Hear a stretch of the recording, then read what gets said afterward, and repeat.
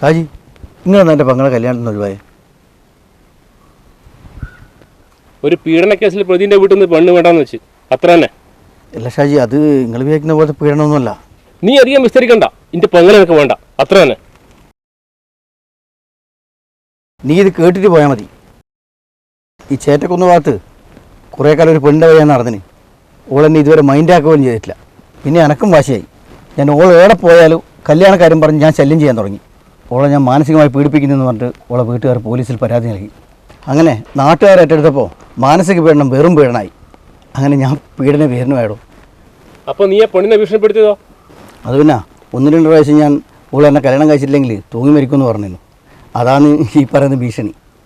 നമ്മളെ നാട്ടുകാരല്ലോ എല്ലാം ചുരുക്കിയിട്ടില്ലേ പറയൂ. ഇപ്പോൾ ഹാർട്ട് അറ്റാക്ക് ഒന്ന് മരിച്ചാൽ അറ്റാക്ക് തന്നെ പറയൂ, ഹാർട്ട് നമ്മൾ വിഴുങ്ങും. അതുപോലെ തന്നെയാണ് ഈ മാനസിക പീഡനം എന്നുള്ളത് നാട്ടുകാരെല്ലാം കൂടി പീഡനാക്കി മാറ്റി. ഞാനീ പറയുന്ന വാക്ക് വിശ്വാസം ഉണ്ടെങ്കിൽ നീ കല്യാണത്തിന് പിന്മാറരുത്. ആണുങ്ങളെ വാക്കിന് എല്ലാം അത്രയല്ലേ വിലയുള്ളവനോട്ടാ. നമുക്കെല്ലാം റെഡിയാക്കാം.